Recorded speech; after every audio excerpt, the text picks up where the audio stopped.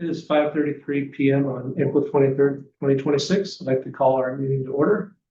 First item on our agenda is approval of the agenda. Can I get a motion to approve the agenda? I'll make that motion. Is there a second? Second. Thank you. All in favor of approving the agenda, say aye. Aye. Aye. Any opposed, say nay. Motion passes. Next item is the finance report. Karen, what would you like me to select? Prior to starting the meeting, we talked about whether all of you would prefer that we just start with March. If you want me to cover both February and March. I mean, February or March captures everything that happened in February to year to date. Thank you. Look, just in time, we're about to do the finance report. Does anyone have any concern about just focusing on the March report, since it does include kind of our financials from February? And then we'll make the motion to approve.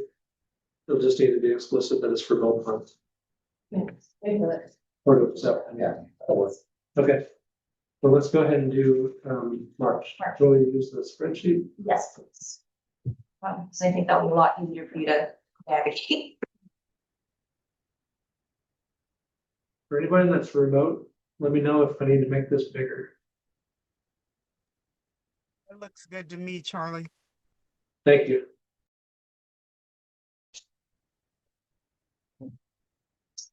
I will get started. Oh, Megan, joining. Oh, okay. Megan, we're just getting started on the finance report. Great. So we've got some. Oh, before we go, Okay. I just want to acknowledge there's a new camera that's being used. It's the library's camera, and it has its own built-in microphone. So if there's any issues tonight with hearing us from the room, those of you that are remote, please provide some feedback in the chat or speak up. This is the first time using it, so I just wanted to give that precaution to everybody. Sorry, Karen. Good. All right, so we had some pretty healthy reserves going into Q2, which we are in right now. Cash and liquidity for the month stands at $635,583 compared to $83,973 in March of 2025. This represents a $268,953 decrease from February's $904,536. This is normal due to our service contract payments. Full cash position is held in the insured cash sweep account, which continues to earn interest. Operating account carries a zero balance at month end. Year over year, the March 2026 cash position represents a 657% improvement over March 2025, reflecting the dramatically improved liquidity resulting from the 2026 city contract structure. Accounts receivable decreased to $67,290 from February's $96,126, continuing the collection trend from the Q1 city payment cycle. The remaining balance is composed primarily of current receivables. So we had current federal grant billings January, February, and March of CDBG and ESG, $37,917. We recently received both of those payments within April. Douglas County Treasurer's Office at $24,667, which is current. And then we still have about $4,600 in 2025 Illuminate Gala invoices that are outstanding. Net assets and equity. So you want to scroll down just a little bit. Okay. Current year earnings, we're at a negative $49,045 loss year to date through the end of March. Net assets is $3,884,368 compared to $3,767,151 in March of 2025. Total equity is $3,835,324 compared to $3.6 million in March of 2025. Year over year net asset change is 3.1%, which equates to $117,217. Capital assets, total fixed assets is $3,556,302 net of depreciation. Construction in progress increased $20,812. That now includes some more Monarch mold remediation. It's sitting in construction in progress because I understand that we need to do some other repairs to the Monarch units prior to them being habitable. So it'll sit in construction in progress until that work is completed. Pallet 24 cabins continue to be operated by LCS, but remain city-owned, pending a formal transfer agreement under 2 CFR 200.313. So I have a long note. I've added it. I don't think I had this in January, but I've since added it. And I think it's important because I've shared this with the auditors, what the current situation is. So the pallet cabins were purchased. I explained the history of this, March 2023, the city of Lawrence agreed to purchase the pallet cabins. Initially, they were going to install 75 at the village, but they determined that 50 were going to be installed there and the remaining 25 were going to be installed behind Lawrence Community Shelter. And so while the village remains under ownership and maintenance responsibilities and that sort of deal with the city, with that being included in our contract. So it's very clear how that is set up. The current arrangement for Pallet 24 cabins is not clear. It's still pretty muddy. And because it's transferred over into 2026, this is kind of a significant thing that I felt was necessary to include this note. So going back to mentioning that for the audit, as a note, I'm expecting that we should have our audit completed sometime soon for our review and approval. So I anticipate that you all will need to have a special meeting in order to approve it. I've communicated with our auditors at Schmidt Lien and Associates to see when they would, when they have an idea. Because last week when I checked with them, I asked if they needed anything else, if they were on time. And Jennifer with the city, she's the assistant finance director there, said they were going to need it by May 1st. So at this point, I don't anticipate there's going to be any changes to it. I'm still kind of waiting to hear back from Schmidt Lien Associates.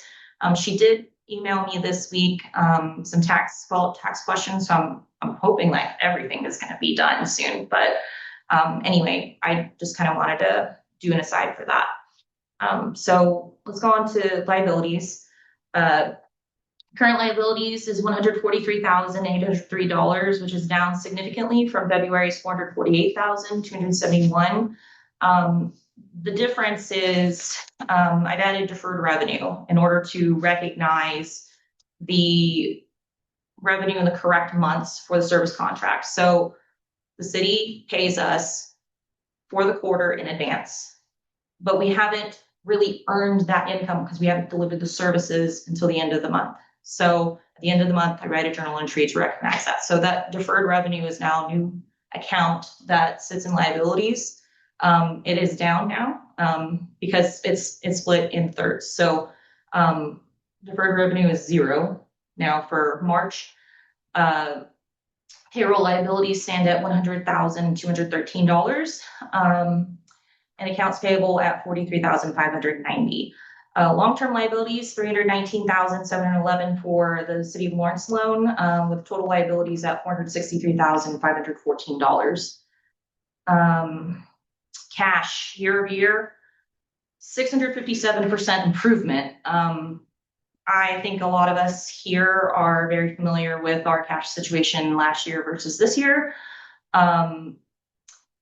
We had $83,973 again last year in cash. This year we have $635,583 ending March. Total assets at 4.3 million, net assets at 3.88 million. Financial controls and accuracy. All bank accounts, prepaid accounts, and liability accounts are reconciled monthly with no unexplained differences. Bank reconciliations have been provided to the board chair for oversight and transparency, ensuring the reliability and accuracy of these financial statements. I mentioned how it happens already. Monthly performance. So let's go to the statements of revenues and expenses. This one or the next one? I think this one is fine because the other one is just a whole bunch of detail, right? So the granularity that I've been trying to provide for you all. So revenue highlights, again, $262,500 recognized. So moved out of deferred revenue into recognized City of Lawrence revenue in that City of Lawrence line right there. Douglas County, again, $24,667 accrued. They get billed at the end of the month once we do our services. We received $5,669 in individual donations, slightly above budget at which we had at $5,342. Foundation funding, we received $3,110, exceeding the budget of $615. Capital campaign, we received a donation specifically for the step-up bed system, so it's also a new account. It's just going to be, yep, right there. And we had in-kind donations of $5,364 that also exceeded our budget. I think I just split it out month to month, $1,705. Federal grants for the month, $11,176. But for CDBG and ESG, we are $5,922 below budget, primarily in ESG lines. We are not sending it as much as anticipated. We raised $298 from community auctions. We didn't have any major fundraising events in March. Expense performances. Total operating expenses for March, $284,286, is 17% under budget. That equates to $58,256 favorable. Payroll, as always, our biggest expense, $216,818. This was 21% under monthly budget. We have $56,862 favorable variance. So going back to what I just said about total operating expenses, much of that under budget favorability is due to payroll. We have a credit in retirement plan contributions. I need to research that. I'm having some trouble interpreting and translating and manipulating the paychecks reports. I'm needing to go back in and gather everything so that I can get a better grasp and understand better what's happening in those reports. I should be able to report back next month. I also want to point out that for this term, I was not able to gather FTE information for the same reasons. But because I'm going back and gathering things manually, I'll have it for the month and then year to date what the FTEs are.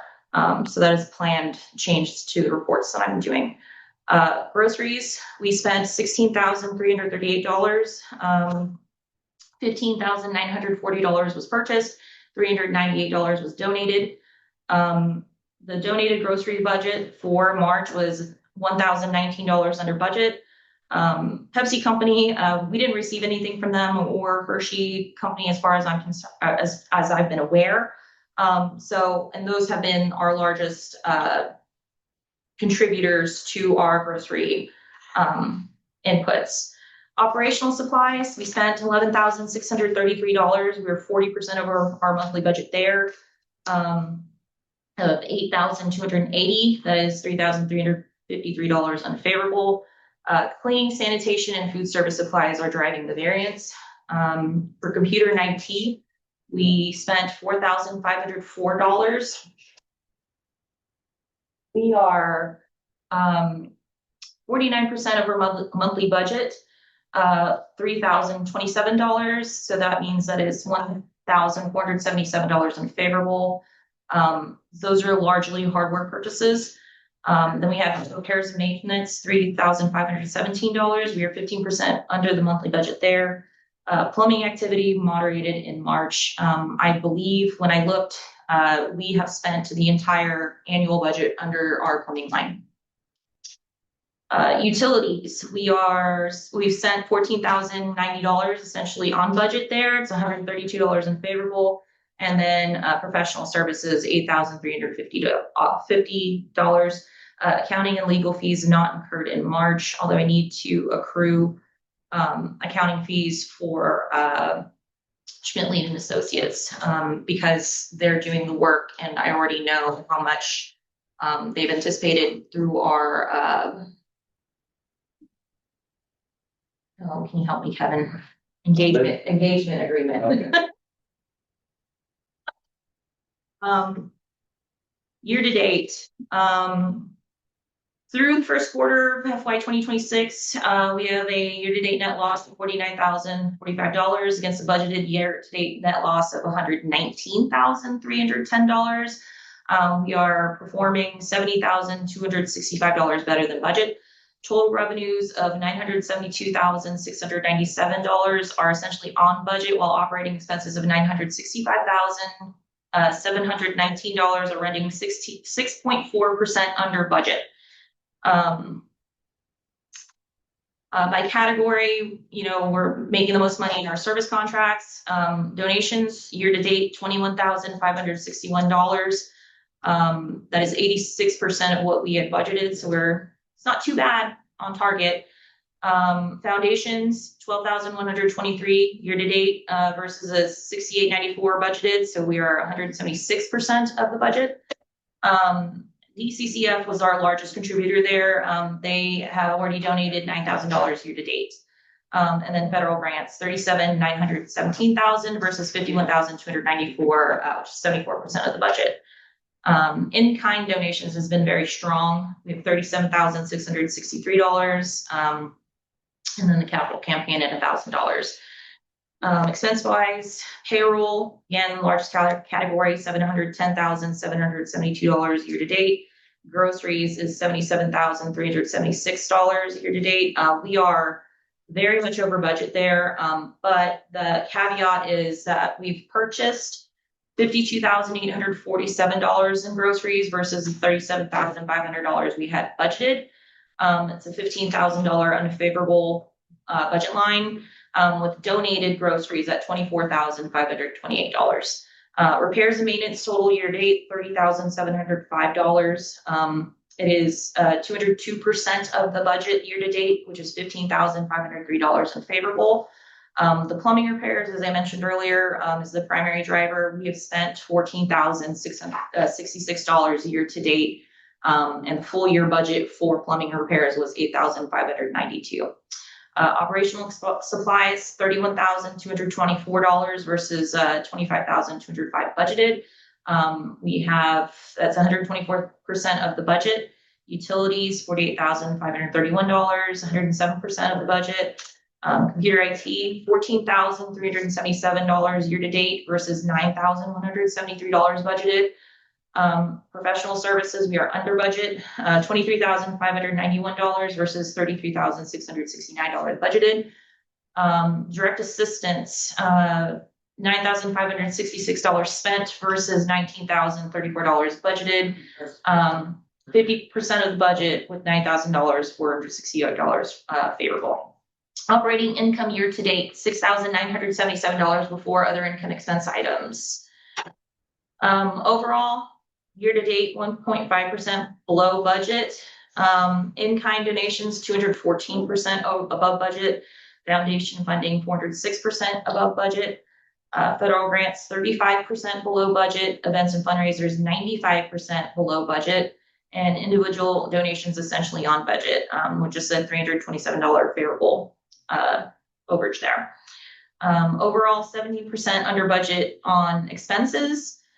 Payroll, 21% under budget. Operational supplies, 40% over budget. Groceries total, 17% over budget. Computer IT, 49% over budget. Year to date, professional services, 26% under budget. Repairs and maintenance, 15% under budget.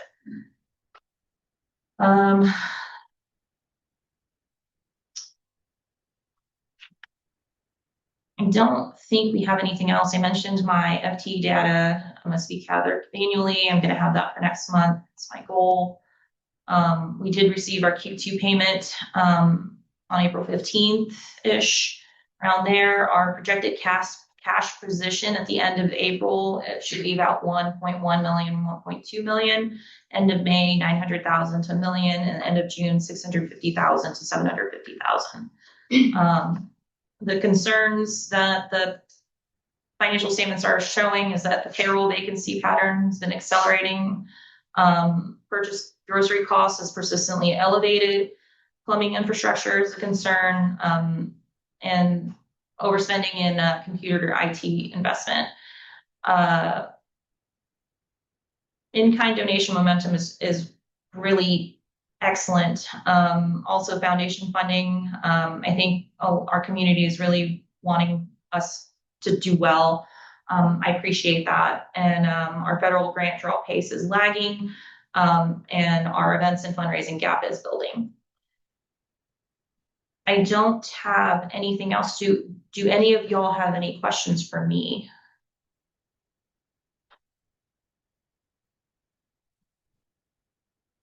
Nothing in the room. Anybody remote have a question?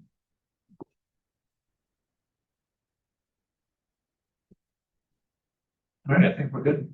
I have a question regarding the information that we've seen and is kind of wanting to ask some more clarifying questions as to this budget, or as to the numbers. Is that okay? Is this appropriate time? Yeah. Okay, so I know coming onto this board, our task has been to look at events, fundraisings, donations to increase the opportunity for that to be an engagement for this board to do.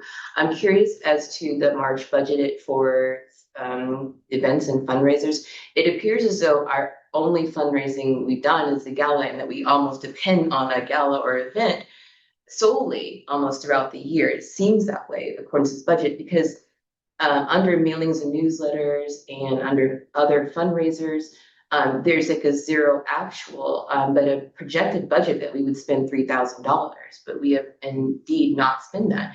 I have a question about the way that we are like engaging with our community. I know that we have a very great Facebook website, and I do receive newsletters monthly, or it would then the recurring of it is not monthly, but it's enough to know and understand what the community shelter is doing from a citizen perspective. Is there a reason, or is there maybe something that we could do to utilize the budget for mailings and newsletters, or other ways that we can communicate those who do not utilize Facebook or have any kind of email recurrences or not part of our newsletter exchange, that we could incorporate into some of our activities? Because if we're budgeting out and we're not utilizing it, I'm just curious as to why we aren't and what we can do as a board to support more utilization of fundraising events that aren't just a gala or Facebook or emails. We actually have another fundraiser scheduled and planned for September the 19th. It's going to be a 5K fun run. So we did all the back work to get that scheduled. And before I announce it, I want to make sure we had the date. So we submitted the special use permit. We're looking at a sponsorship package to do that. And we're also incorporating a lot of different things that would be a chain reaction to increasing the ask and the way you submit. So there will be a lot of direct contacts to corporations and individuals coming up, but we're just in the state of planning. So we can utilize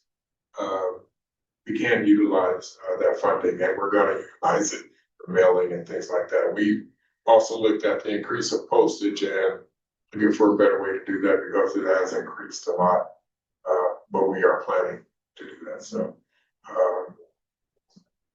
I can say that our sponsorship package we're going to attempt to have all the tables paid for by the time the gala comes around by sponsor as part of the sponsorship package.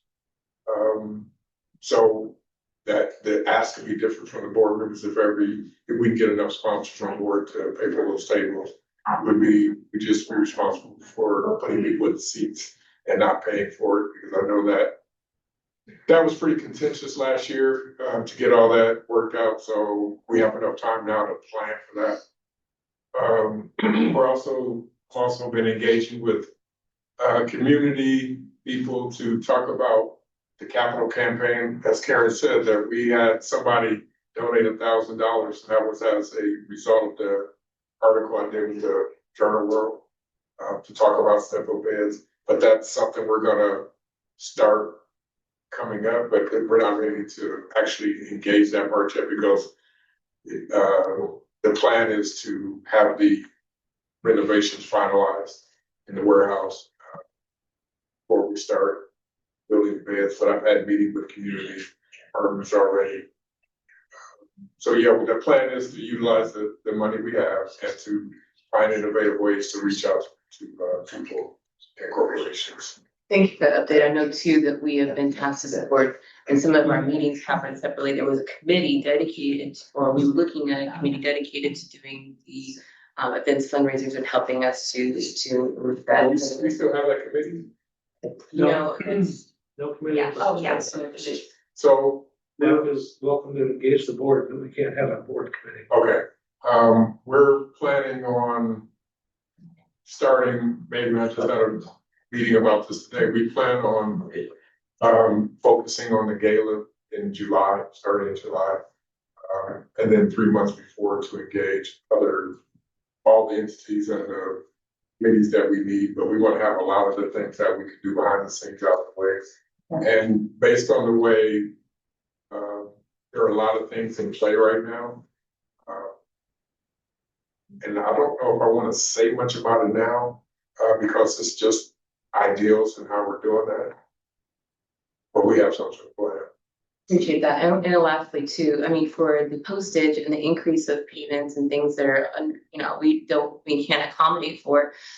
I would love to kind of build into what we can help support that as a board. I think that's kind of it for me. I can do the adding on to maybe $300 or something so we can go get some mailers and send those out to all 6604447 or some folks in a large amount. I know that that's done by nonprofits, but if we could be pulled into the smaller, more,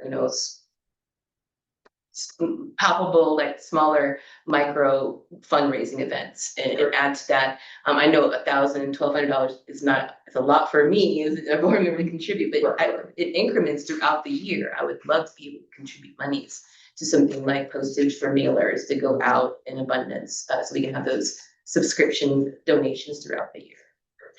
I would also suggest that if we don't have it, and we may already have this, I don't know, but a bulk mail account at the post office is a process. If we don't have it, we should set it up. It does take a little bit of time.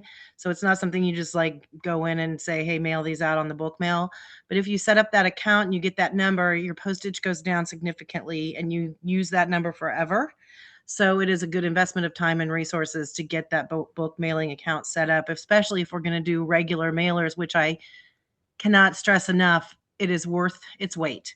So if we invest $2,000 in sending out a mailer or $5,000, I promise you your return on investment will be there.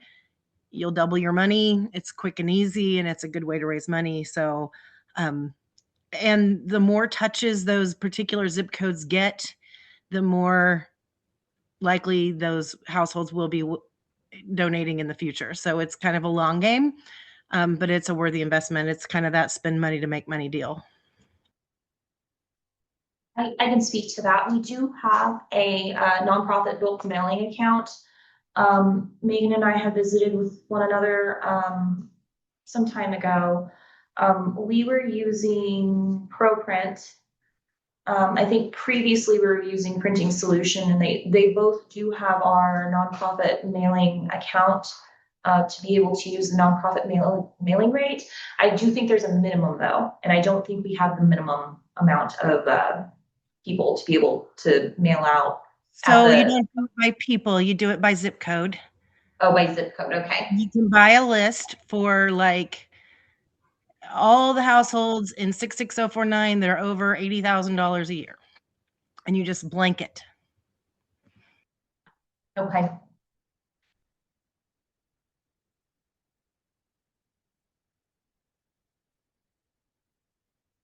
All right, is there any other questions or comments about the financial report? I just want to bring one thing up, and it's a project I'm happy to work on, but sometimes these insured cash sweeps don't pay very much interest. And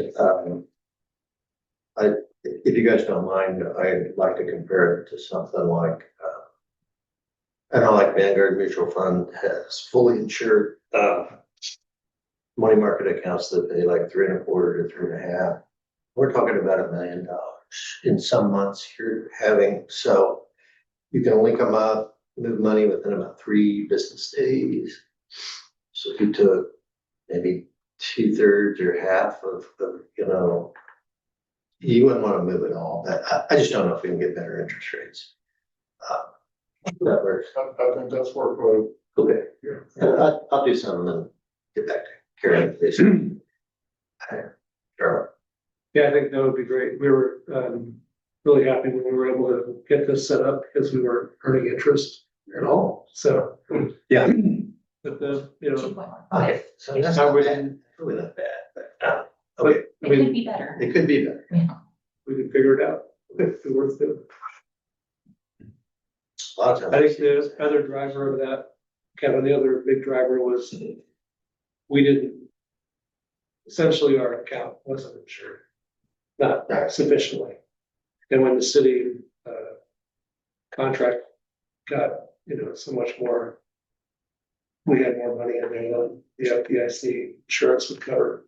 So we had to find a way to provide greater insurance and we'll sweep account. All of it's FDIC insured. Okay. Yeah, we need to look at that, the limits that they have. Yeah.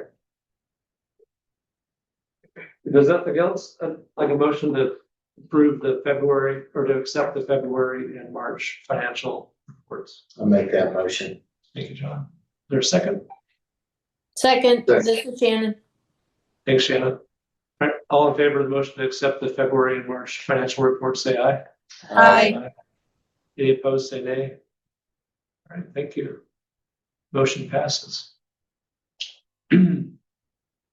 Next item is executive session. We have 2 executive sessions tonight. Ruben, I didn't ask you how long you think this might take. I put it on here as 20 minutes, I'll just. Is that enough time or do you feel like we could cut that to 10? We can probably cut that at 10, depending on if you have any questions. Okay. Just, we're already getting over time. I would like, Karen, if there's a way for us to get the financial report to be done, So 5th year, I don't know how to do that, but to shoot for something like 10 minutes would be ideal. That's a conversation I'm happy to have. There are some systems that make it pretty efficient and a dashboard that could help us. I'm happy to help with that outside of this meeting. Well, I think you're giving us a written report, you're giving us a spreadsheet, we have a lot of information. So the question really is, what's critical for in this meeting that we're discussing about our finances? And, that might be like, what are those key concerns or something? And otherwise, I feel like we've all got capacity to review the reports and to accept them or not each time we meet. Okay, so if we can shoot for 10 minutes on this first executive session, then I think just need someone to make a motion and pencil in the time as 6:17 or 6:18. So you read it? Someone? I move that the board recess into executive session pursuant to KSA 754319B1 to discuss a complaint involving the executive director, a non-elected employee. The executive session will include the board members and Ruben Medina, human resource and volunteer coordinator specialist participating in person or remotely. The board will resume open session in meeting C and on Zoom no later than 6:18 p.m. No binding action will be taken during the executive session. Thanks, Chaconi. Is there a second? Second. Thanks, Kevin. All right, all in favor of the motion to go into executive session, say aye. Aye. Any opposed, say nay. Motion, all right, we're gonna need some more time. Does anyone want to throw out a motion to extend the executive session? 10 minutes, do it. Take a try. All right, is there a motion to go back in executive session for 10 more minutes? I'll make that motion. Thank you. Is there a second? I'll second that. All right, thank you. All right, all in favor of extending our executive session by 10 more minutes, say aye. Aye. Any opposed, say nay. Motion passes. All right, we're going back into executive session. We're done with the executive session. There is no action to be taken. Next item on our agenda is the executive director report. James? Well, I brought a lot of stats from the quarterly report. I know I share those with the city and county and Charlie and John, but I didn't share with the whole board, so I want to just kind of use that to talk about some of the accomplishments during this first quarter. For the first quarter, we served 450 unique clients, and the breakdown of those clients in our program was in a 90-day program, we have 45 unique individuals. The village, we had 64 unique individuals. Night by night, we had a total of 369 individuals, and we didn't have anybody in reentry.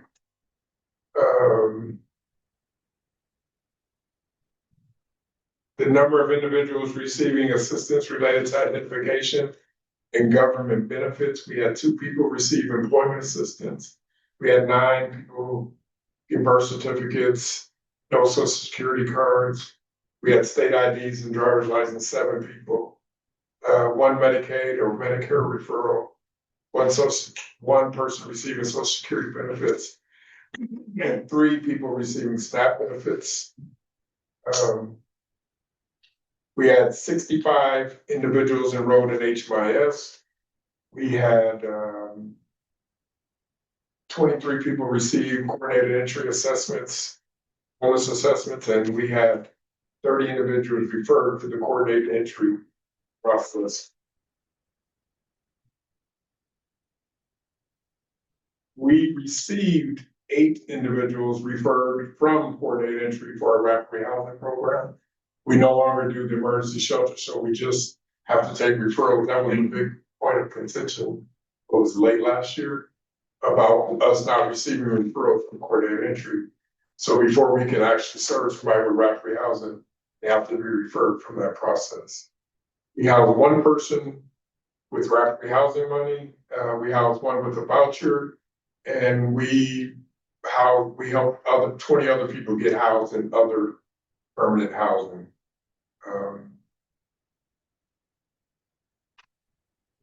We didn't have any voucher application assistance. We had 10 other housing assistants. And those 10 would be, it's a mixture of assistance with apartment application, coordination with other community-based housing programs, stabilization visits for those housed through the rapid rehousing program. One of the things about those referrals, there was a time where referrals were coming slow and some of the meetings didn't result in referrals. So we had to work with the coordinated entry team to identify how we would get referrals. So basically we have to refer people that are in the shelter we have to make a recommendation to coordinated entry that we want referrals. We want to refer these people to rapid rehousing. Referrals go to coordinated entry, then they have to refer them back to a rapid rehousing program. And since we have the rapid rehousing program, they have to refer them to us before we can serve them. Yeah, so that's why when Karen talked about the money not being spent like we had planned, it's a couple of reasons. That's one of them, but rent has gone up significantly. And we don't have, I think people have to have so much over income to get in these apartments that it's not happening. Everybody rent up, so it's really hard to find rent places that will rent that people can afford to rent. We had 4 referrals to Harlan Rada. We had 2 referrals to Burton Nash. We didn't have any to the ACT team for mobile response for treatment and recovery in the first quarter. We assisted 2 people in obtaining medical services.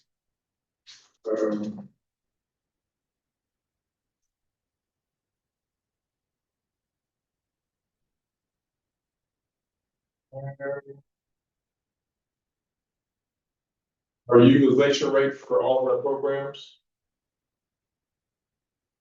90-day, we had a utilization rate of 75%, night by night, 113%, and that accounted for during weather emergency.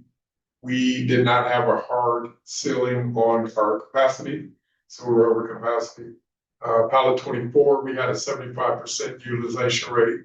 The village was 71. And so for all of our programs, we had an overall 91% utilization rate in the first quarter.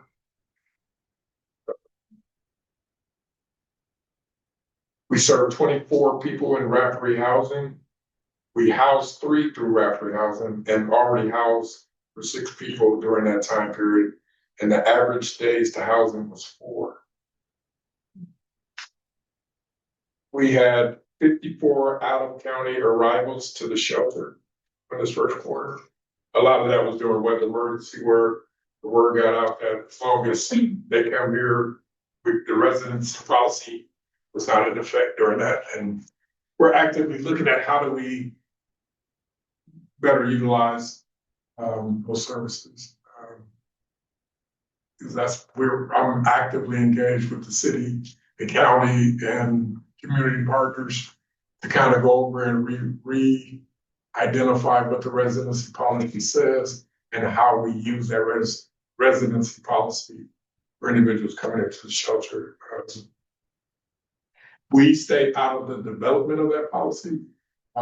With the city, it was developed by the city, and we took the policy and wrote our own internal policy of how we would identify how we would gather the information to verify in residency. We don't deem somebody a non-resident. We either are able to verify or we're not. And then it escalates if we can't identify that. So that's been a pretty big point of contention, oh my goodness, for a couple of months now. So hopefully we're working through some of the pressure points of that, and we're coming to redefine how that's done and clarify for things that are not clear. So James, let me ask you real quick.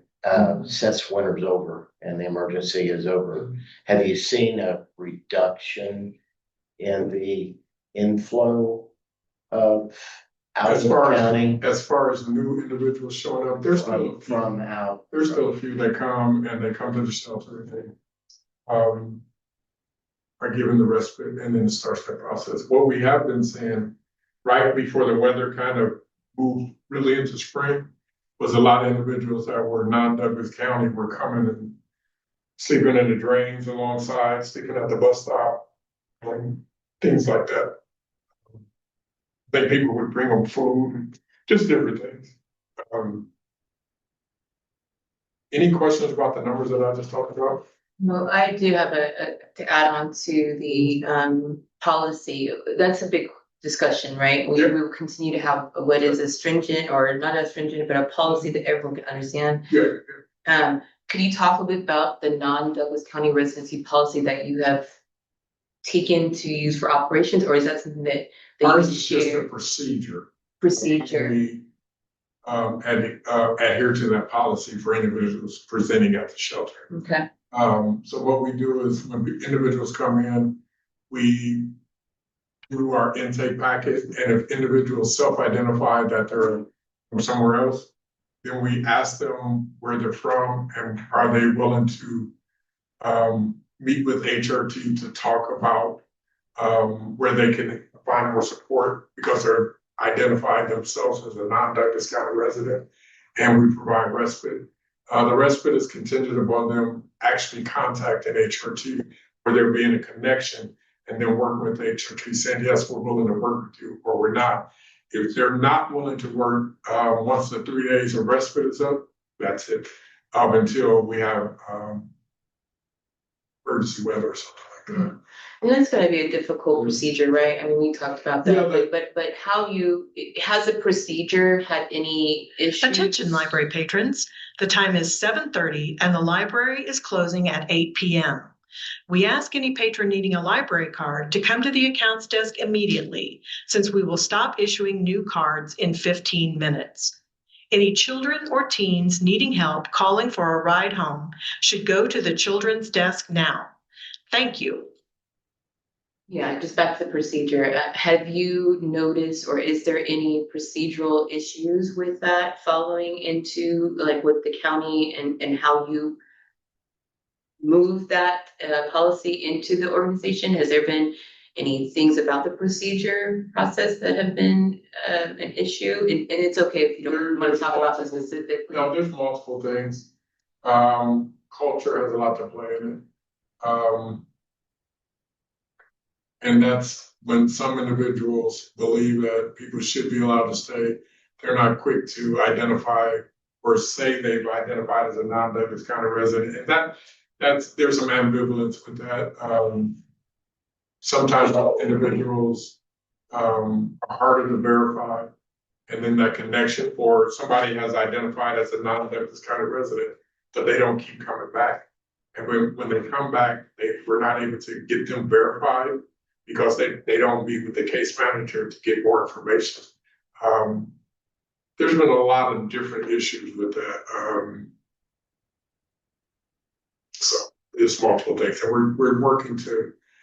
First thing we're going to do is get a better understanding of what the policy says and how we go about doing the verification.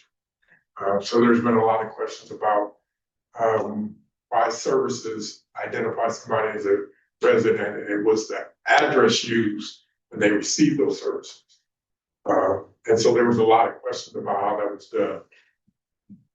So that's what's being done differently. So you're reviewing that procedure, you're constantly trying to review it and edit it as it makes sense to, as you learn more. Well, yeah, city's gonna edit and clarify some things, and then once they change theirs, we'll change our procedure to do that. So, Thank you. one of the things, I've been working with the city, we're gonna move the bus stop from LCS property, which made it really hard to tell people they can't sleep in the bus stop, they can't be at the bus stop, they can't be in those things, because it is a city bus stop, but it is on our property. So we're moving the bus stop to the front of the building, which there's no need for anybody that's not in one of the programs or during times where they are in the program to be back on that side of the shelter during the times where they're not supposed to be there. We're also got the city to agree to put no parking on that street where we had all those cars stand. So that's going to be no parking. And that should have happened sometime this week. It was 2 weeks. They've already built a concrete pad to set the shelter on, but there's no shelter there yet, but it's coming. So that bus stop's on that main. It'll be all right in front of the shelter. Yeah, but on the main street. Yeah, on the main street. And so one of the best things about that is we have full camera coverage. Because back there we had camera coverage, but it was at a longer distance, and it wasn't, we could see, but it was hard to identify a lot of different things. Construction, they started putting up walls today, and they're almost finished framing. So it's coming along pretty good. I don't have an estimate on when they'll finish, but it should be within about 30 days, I think. So that's going to be great. I appreciate your post you had on. Yeah. So that's part of my strategy. I can put that in the financial management, but there's a strategy involved in doing some of those things. You said the 30-day program. Yeah, there is going to be a 30-day, but it can't be there until we have showers and things like that. But it's getting closer. And we don't need step-up bids to have a 30-day program. It'll just make people want to be there longer because the way it's set up now, people don't want to be in the shelter in their bed with 40 other people right there full time. Nobody wants to do that. I mean, they will during times of weather, but even when it was 16 below, people were walking and leaving the shelter because of that. And so that's my message to donors, people that come in that want to see the shelter. I have a little, did y'all see my, yep. So I'm using that and I'm talking to them about that, and we've been getting a lot of good feedback from the tours that I've been giving one. Kevin's getting one. You've been spilling more, okay? So I want to make sure I heard this properly, but did you say, I know you have the small scale model, but did I hear y'all say you're gonna get 4 of the beds just That's part of my plans. My plan was to have somebody help match that. I mean, it's like $8,000 for 4 beds, and I think we So can each put bed up is 4. 2,000? Yeah, and that includes everything. Includes the wiring, doesn't include the labor to put together, but it includes mattresses, the wiring, not actually doing the wiring, but the materials and things like that for each bed.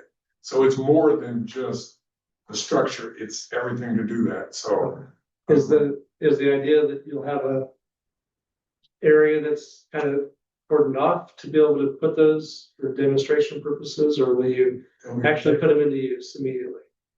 Okay. That's the way it works best, because people will be able to experience that and talk about that. I suspect it'll be people want to get in line, get there first and get those beds, but that's what it's for. I want, even just a tour and seeing the difference in the area with what the beds can do, that's enough to sell people, because that open room with all those beds it's not good.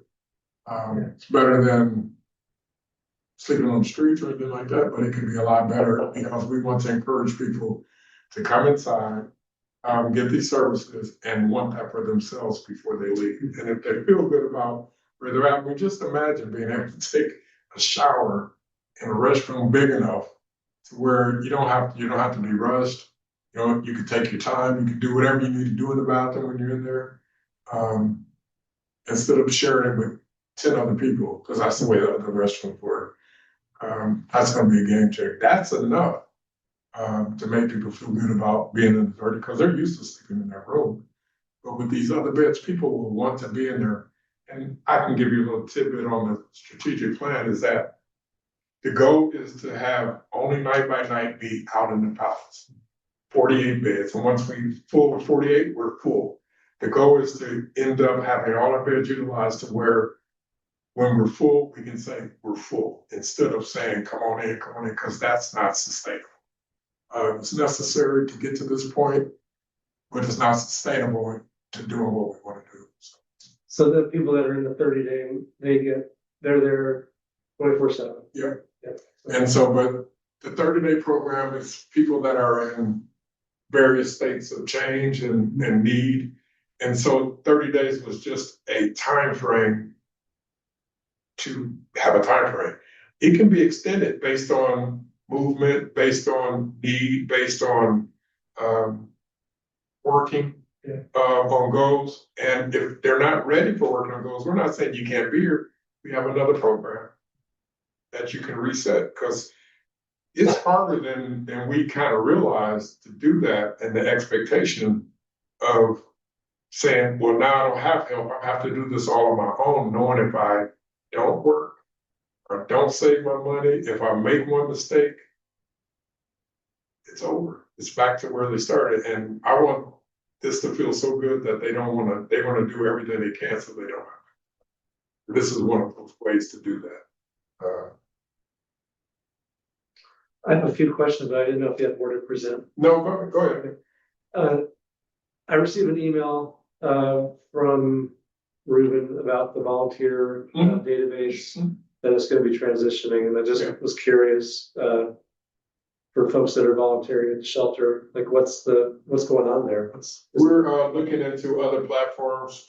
We have home base, which had about 600 people in the home base in the whole system, but only 6 or 7 were active. And so instead of trying to fix that, it's too overwhelmed because it's one of the people there, he wanted to restart it. That's why he's looking into what system will be better. What home base is, it's actually a system used for employment. Right. It's an employment system. I remember when I first started volunteering, it was kind of a, oh, that's interesting. It's like an HR thing, That's what it is. but apparently it worked, but it wasn't.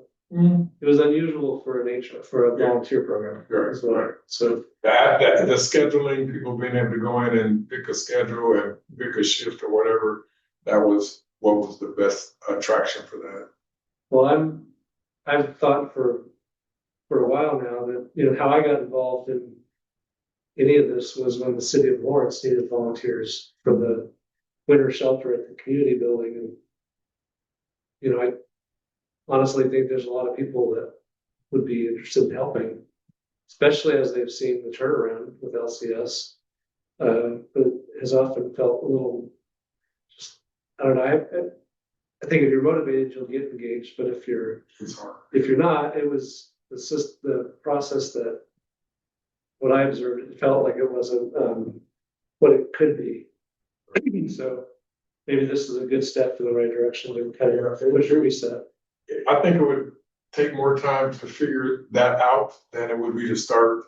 And he was able to go in there, so he was active and contact them directly. We've done tours with different volunteer organizations that came. Other ones, he's actually has an event schedule. One of the KU groups is doing a pickleball fundraiser for us.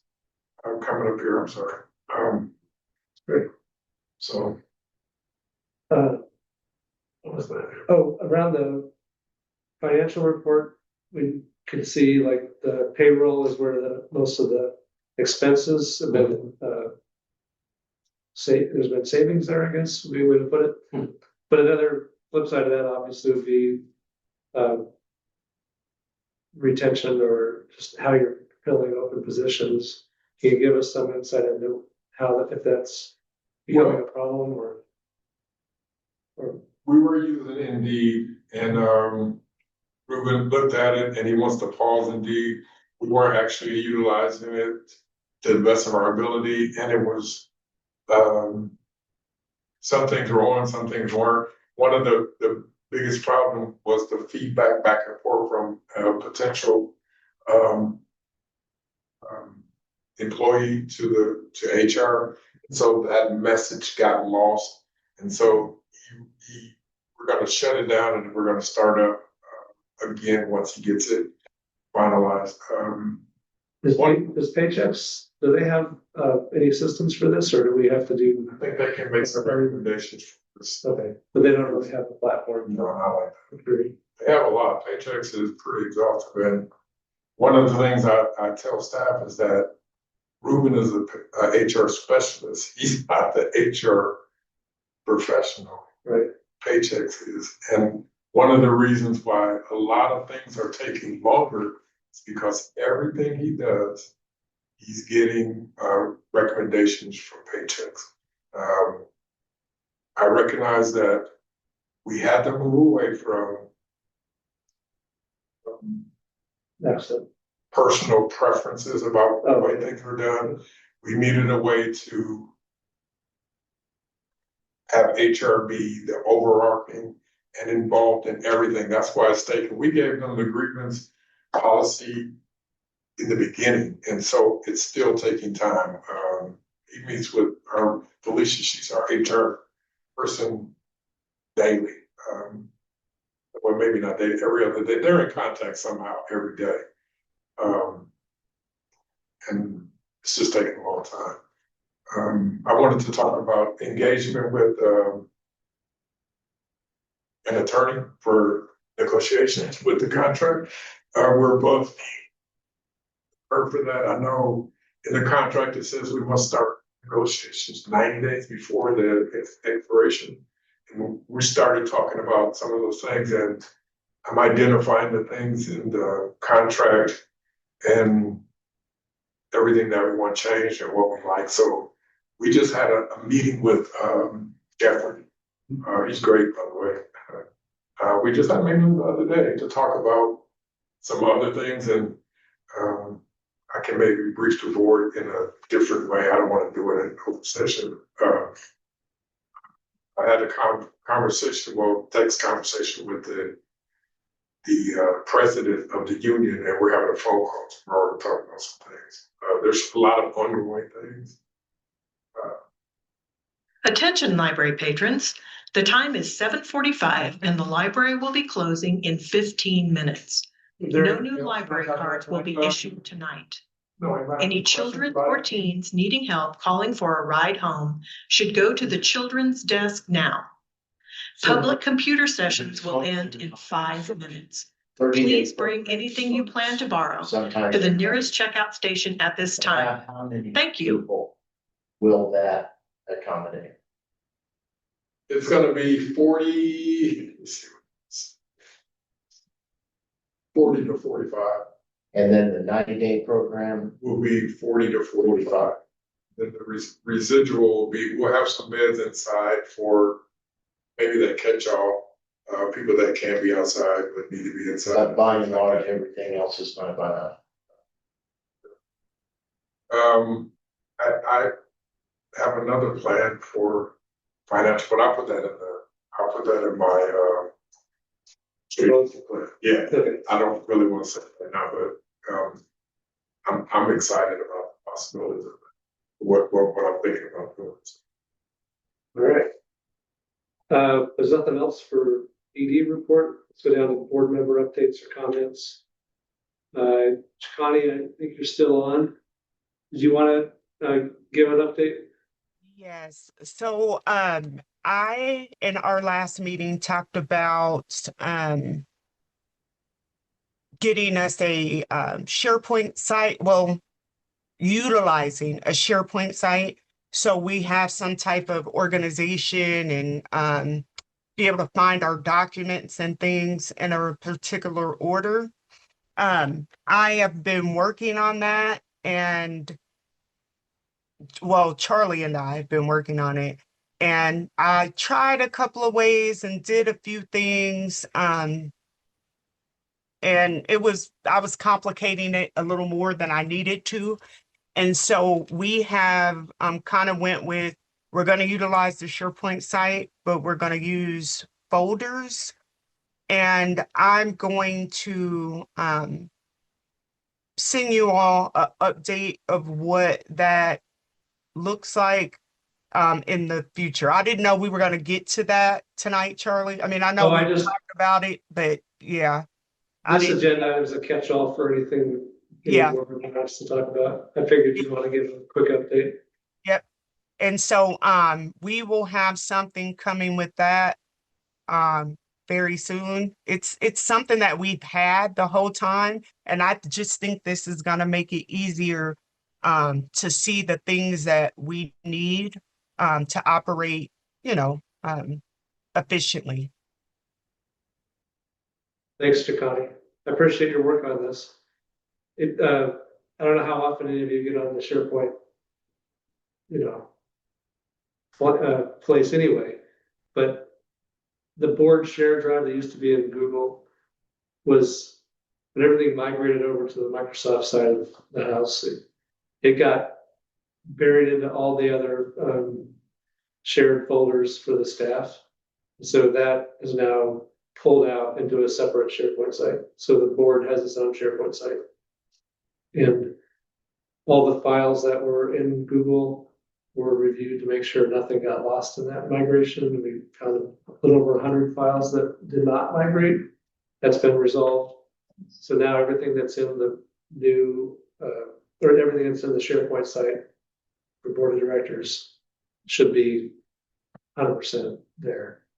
Yeah. And one of the other things it will allow us to do is we can use the calendar. So when you get invitations to board meetings, it'll come from the board calendar, not from the. So that'll be better. And I'll have a like job aid to kind of help us along the way, like guide us with what it looks like and links. But it's just the information is in another place.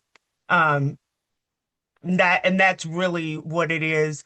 I have talked to the director, haven't got a chance for him to look over everything, but we have spoke, and I'll be meeting with him to kind of see it, and then we'll get it to you all, to look at it. But it's just the information is in a place that's more efficient and we can get to quickly. So that's all I have. Thank you. I have just one update. I briefly kind of mentioned it earlier about a potential board member. Shannon has a member of her board, the Housing Authorities Commission, who turned off the commission. And she reached out to me and said he is absolutely fabulous. And I'm pretty sure she said he was the best board member she's ever had. So pretty high praise coming from Shannon. That means a lot to me. So I said, absolutely, if he's interested, I'd like to talk to him. And I have his information. I reached out to John just yesterday, I think, or the day before or something, just to say if we can get together with this gentleman and get to know, what his interests are and see if he'd be a good fit, then we can bring him to the May meeting and propose getting him appointed. Then I'll let Rebecca know that she's officially no longer on the board. Kevin, I don't know if I said this when you got appointed, but in their bylaws, it does say that you're not actually removed from the board until your replacement is made, or you die, or something else. There are 3 ways that you get off the board. I'm glad they let you off when you die. So, Rebecca agreed she would if we ever needed her desperately, she would come back to a meeting, but otherwise she's kind of just holding it on paper. Does anyone else have any other updates? I did. I wanted to, this could add into the conversation of filing away things and having a way to find them, right? I just got over from Google into our Outlook. So I'm happy that we have a way to streamline information. But following up on our last board discussion regarding the county or the public comment policy, rather, I drafted a new policy recommendation for all to review. I've been working with David, but it's been like a lapse in a little bit of conversation. It's just been time. But this draft specifically incorporates Shannon's remarks about maintaining necessary protections against inflammatory language. I took note of Charlie's feedback and moved away from using the county public policy influence to guide this policy. You may also note that there's no inclusion of the advisory board supporting the process because I removed that from the draft. I feel the large board's feedback. I don't know.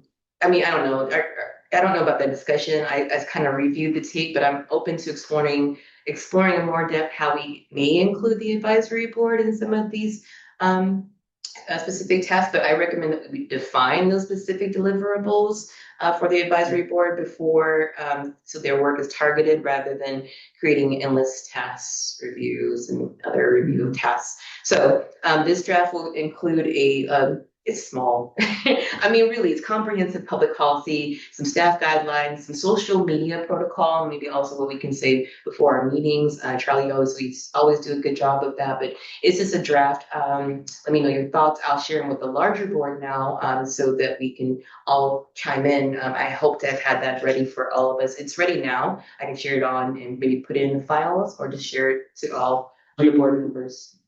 Do you want to get it on the agenda for May? Absolutely. Okay. Yeah, I think it's a long time coming, so we're done. And I just kind of wanted to get your eyes on it before we put it into our employee handbook possibly, or other ways in which we could influence a protocol and procedure that is clear. If you have your new version of it and you want to share it out, absolutely, we could get some more discussion on it next month. Are there any other board member updates or comments? All right. I get a motion to adjourn. I'll make that motion. Let's adjourn. All right, is there a second? All right, all in favor of adjourning, please say aye. Aye. Any opposed, say nay. Motion passes. We are adjourned at 7:54 p.m. Thank you.